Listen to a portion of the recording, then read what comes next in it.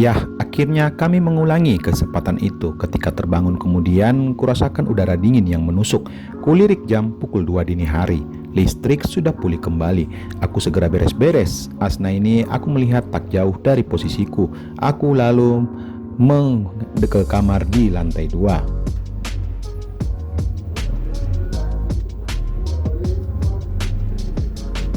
Sekilas mata Asnaini terbuka. Kubisikkan pamitku perlahan. Kakak pergi ya. Sebuah kata perpisahan yang lebih dari sekedar pamitan.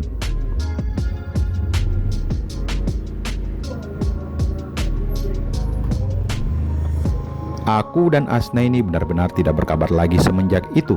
Sampai pada suatu hari beberapa minggu setelahnya, saat Asnaini menelpon di tengah malam mengabarkanku sesuatu. Apakah sesuatu itu adalah kesalahanku?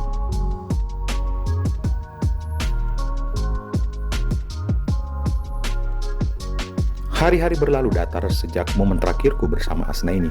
Aku kembali pada kehidupanku yang biasa, menjalani studi, menikmati hobi, menggiati kegiatan organisasi, dan menemani atau ditemani Lili. Aku dan Lili tetap bersama.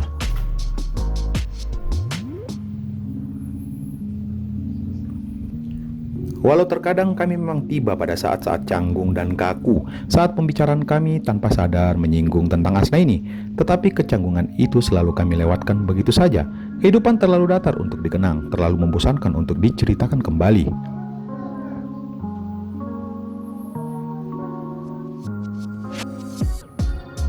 Namun, itu sebelum terjadi sesuatu yang mengubah duniaku menjadi berbalik dan membuatku melewatkan banyak sekali. Tapi cerita tentang itu belum akan kubagikan di sini.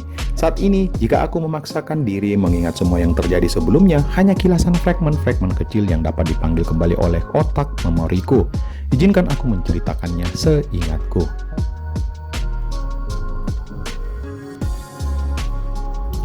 Kuliah kerja nyata, kuprogramkan pada semester itu. Aku ditempatkan di sebuah dusun di puncak gunung di Kabupaten Bone, kabupaten dengan wilayah terbentang memanjang di sebelah utara kota Makassar. Kuliah kerja, Lili melepasku dengan hangat pada malam sebelum pelepasan mahasiswa KKN. Aku dan Lili bersama, sedangkan ayahnya sedang di rumah, di sekitar wilayah bandara udara. Kami bertemu sampai seakan tidak ingin membuang waktu sedetik pun.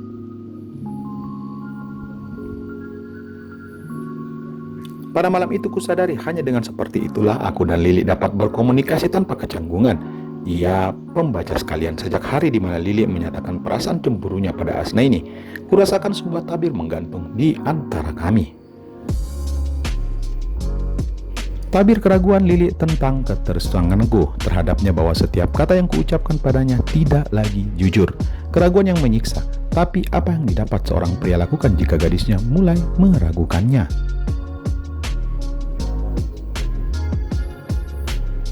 Ketidakpercayaan dapat dihalau dengan argumentasi, dengan diskusi logis, atau dengan pemaparan bukti empiris.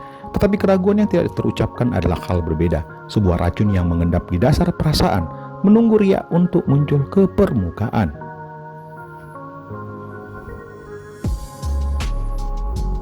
Hanya dengan seperti inilah aku bisa menyatakan tanpa kata bahwa saat itu di hatiku hanya Lili satu-satunya, dan hanya saat begitu Lili bisa menatapku penuh perasaan tanpa keraguan. Semua ucapan yang kami pahami seolah berubah menjadi ucapan yang tak terucap, bahasa paling primitif yang dikenal manusia.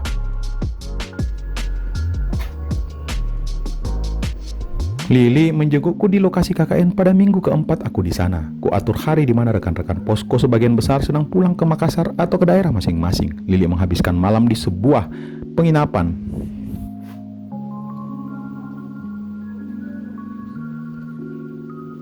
Pada malam itu, Lili bercerita tentang seorang pria yang datang bertamu ke rumahnya, anak dari teman bapaknya, yang dengan jelas menyatakan datang karena diminta ayahnya berkenalan. Kurasakan cemburu, tetapi tidak kutampakkan sedikit pun saat itu.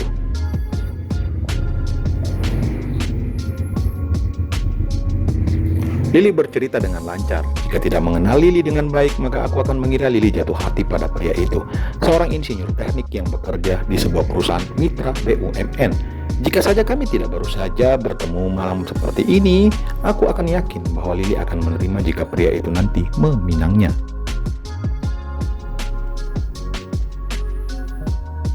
Aku mengenal Citra di lokasi KKN, seorang mahasiswi dari universitas berbeda yang saat itu juga ditempatkan di dusun yang sama.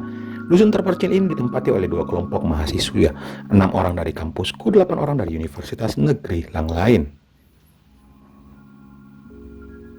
Citra adalah mahasiswi jurusan kedokteran gigi. Kami langsung akrab pada kali pertama bercakap. Ku kenali dia sebagai gadis penggila tokoh superhero Marvel Universe.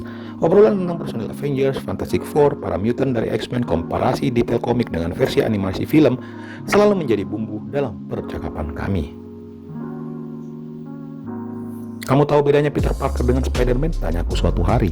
Saat itu kami hanya berdua di beranda posko, sebuah rumah panggung tinggi yang sengaja dikosongkan untuk dijadikan base untuk kami. Citra selalu bangun subuh sama sepertiku. Kami selalu mendapat waktu pagi-pagi sekali untuk mengobrol berdua seperti ini sebelum teman-teman lain terbangun. Kan orangnya sama, jawab Citra, duduk di pinggir pembatas beranda. Spider-Man mendapatkan gadisnya, Peter Parker enggak. Aku mengutip monolog terkenal Spider-Man dari salah satu sequel filmnya. Citra tertawa keras sekali, tawa yang sebenarnya sedikit berlebih untuk perkataan yang tidak terlalu lucu. Badannya agak condong dan terlihat akan jatuh dari posisi duduknya. Dengan cepat aku menangkapnya. Hei, apaan sih, ucapan Citra mengejutkanku. Anu itu, kupikir tadi kamu bakal jatuh, maafkan, ku lepas peganganku. Saat ku angkat wajahku, aku terkejut melihatnya tertawa. Kamu lucu kalau lagi bingung begitu.